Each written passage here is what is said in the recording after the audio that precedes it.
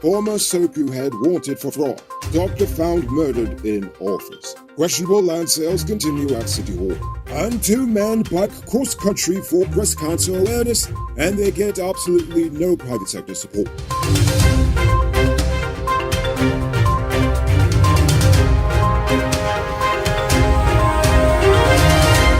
I'm Enrico Bulford, and welcome to tonight's edition of Uncut News. Do you see news happening? Send us a tip on WhatsApp at 592-659-6151. Soku has issued a wanted bulletin for their former head, Sidney James. James is wanted for questioning in relation to several fraud allegations. The police offered no further details. James led the unit from 2014 to 2019 when his contract was not renewed. Just before the decision was made not to renew his contract, he was sent on administrative leave after a special audit unearthed a number of instances of mismanagement of funds and falsification of documents at the unit. Private physician Dr. Colin Roach was found murdered in his office late last night. The two men who worked with the doctor and lived in the same building are currently being questioned about the murder. The doctor's vehicle is missing, and cops are searching for an additional suspect. One of the men told investigators that he later saw a man entering the medical center at around 8 p.m., leaving and then returning a few minutes later. He also claimed to have seen the doctor's car driving away from the building at about 10 p.m. The police are currently reviewing the CCTV footage of the building for leads. The president wants us to have the best of both worlds. He wants us to continue to get paid to not cut down our rainforest.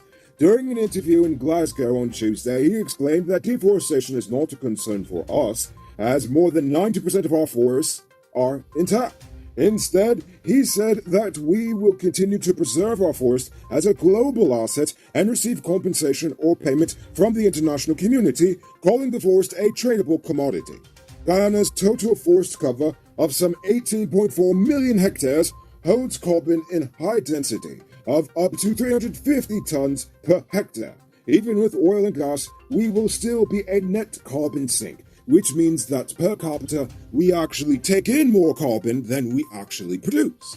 The days of coffee-colored tap water in Guyana may soon come to an end for 90% of the nation's population. GWI will soon build approximately 11 water treatment plants with 13 inline improvement facilities and transmission mains to communities along the coast. The project is estimated to cost US $118 million and will deliver treated water to those communities over the next 5 years. Are you one of the chosen few that benefits from duty-free? Good for you! Check out these amazing vehicles that just arrived at Best Buy Auto Sales. This 2016 Toyota Harrier Grand Sport Edition, this 2014 Range Rover Evoque, and this 2016 Lexus RX 200T are all on sale. They are all fully loaded and come with all modern features. Call or WhatsApp 662-0844 for more info, or visit their showrooms at 171 Peter Street, Queenstown, or Lot 2 Lamar Street, and tell them Noriko sent you to get in on this sweet deal. According to the Guyanese embassy in Cuba, the Czech Republic has been watching us, and they are now interested in helping us revitalize the sugar industry. And by that, I mean introduce more mechanization into the process by selling us a bunch of machines. According to a press release, the Czech Republic produces various kinds of tractors, trucks, and equipment related to the sugar industry. As such, they would be happy to engage Gaisuko on the matter. The Czech Republic supplies substantial hardware for the sugar industry in several countries, including Cuba, and that Czech technology is highly respected in Europe and around the world. At least, so he says. I really didn't even know that they do that. The High Court has ruled that the government breached the Constitution when it approved budget proposals for constitutional agencies in 2020. The ruling comes a year after David Patterson filed a lawsuit against the government for the $11.2 billion allocation in the 2020 emergency budget. There were several arguments brought forward, but Pato's main argument was that they could not have legally approved the budget, as he and the rest of the opposition did not receive the proposed budget in the legally mandated time frame to review it. The Ministry of Local Government has publicly called out Georgetown Mayor Pandit Roshnarayan and Deputy Mayor Alfred Mentor for the third time. Dom Law again claims that Mentor is leading negotiations for questionable sales and leases of state and reserve lands and council properties. Dom Law wouldn't tell Newsroom which of the properties were in question. But Newsroom did say the Old City Constabulary Training Complex was among the properties for sale. Jack Gill recently acknowledged the land sales and called it a means for city council members to take bribes from selling properties they are not even allowed to sell. Mentor denies the allegations and said that he would speak to the president on the matter. You can multiply your cash by selling digital top-up. This is a legit way you can earn some extra money at your business or to supplement your existing side hustle. Become a top-up vendor quick and easy through Cellular Plus. Call them on telephone number 685-3109 for more info. It's now time for today's Run Report. Today, the nation recorded 81 new cases. There are now 928 persons dead, 18 in the ICU, 2,455 in home isolation. And the total number of confirmed cases around the nation now stand at 35,800. So please, people, wash your hands frequently. Avoid touching your nose and mouth and mask up before you leave the house. When you do leave home, try to avoid enclosed spaces and large crowds, and remember to give 6 feet of space between you and others.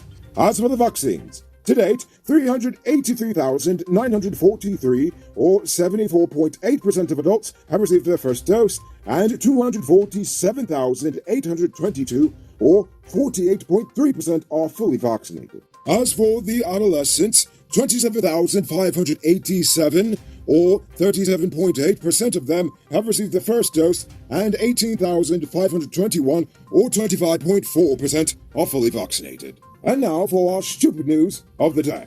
You know what I think is stupid? Well, in honor of Breast Cancer Awareness Month, 2 Guyanese men recently completed a 525-mile cross-country bike ride from Georgetown to Latin.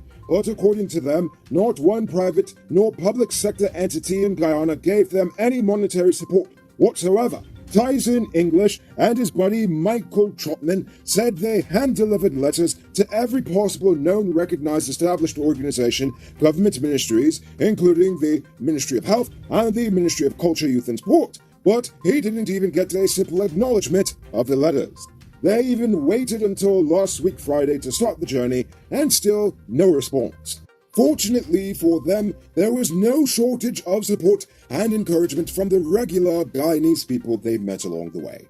They biked from Friday to Tuesday, and according to the 2 of them, people poured out their hearts with food, lodging, and of course, words of encouragement.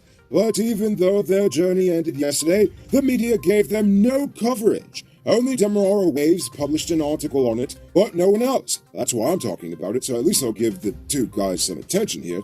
I mean, because come on, in other countries, such feats get massive support and even media attention.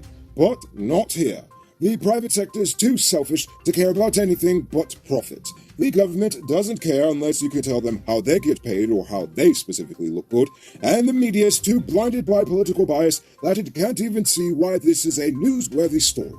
Anyway, all I'm trying to say is, good deeds deserve recognition and support, and if the powerful and influential in our society can't see the value of that, well, that's pretty stupid.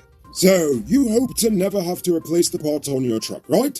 Well, keep dreaming, because things will break. But thankfully, when they do, you don't have to stress. Just head over to Powered Automotive Truck Spares and Engine Parts. They stock parts for DAF, Freightliner, Mack, and international trucks. Also, all genuine Cummins engine spares. And they are the authorized dealer in Ghana for Hammer parts. So the next time you break down, act like you're big and you have sense. Head over to Powered Automotive in Eccles or call them on 697-0171. Moving on to Uncut News, here's poll question of the day. Every day we pose a question about current events in the nation, the region, the diaspora, and how you feel it relates to us. So you give your responses in the comments and we'll read the best ones in the following episode. Yesterday's question was, how do you feel about the government contracting the 2 corrupt Chinese companies? Lorem Ipsum says, people are often and rightfully judged by the company they keep. The decision to work with corrupt businesses throughout the history of the government in Guyana tells you that the government itself is also corrupt. Well, I agree with that one. Aaron Moti-Lowell says, it is unbelievable. I still cannot understand why the Guyana government awarded such a humongous contract to those no convenience, underrated, and a record of never delivering on time companies. It's a big shame. Ghost Wally says, the government should learn from Jamaica. The Jamaican government has no control or ownership over the highway that was built by the Chinese. Not even the police can go through the tolls free. Now Guyana is giving them what? This government is crazy. Dhanraj Mohan says, the Chinese companies must comply with rules and regulations when dealing with the contract. If they don't, they will have to repay Guyana for the contract if it's not completed by a certain date and time. And finally, Marvin C. says, totally believe the people of Guyana will be shafted on the Chinese project. But it was expected. Guyana cannot be taking all the handout from China and not reciprocate. The other side to do this will also be employed, and they will be vastly disproportionately favoring Chinese workers. All I'm wishing for is for Guyanese people to wake up and act and to stop fighting each other. So it sounds like we're all very distrustful about this project. So I feel that you all should get together and tell the government about it. Come on, we cannot let this happen. So, for tonight's question, what is something that is newsworthy that you feel the mainstream news isn't covering? Now, it doesn't have to be all bad. It could be good, like the breast cancer awareness biker guys. So, think about that question and tell us in the comments below. If your response is good enough, we just might feature it in our next episode. Anyway, that's all the time we have for tonight, and check us out tomorrow for another. Until then, I'm Rico Paul saying good night, folks. Hey, Uncut News viewers, thanks for watching. You can subscribe by clicking on this button over here, or click over there for more news. You can also drop a comment to let me know if you've made it to the end of the video. Goodbye for now.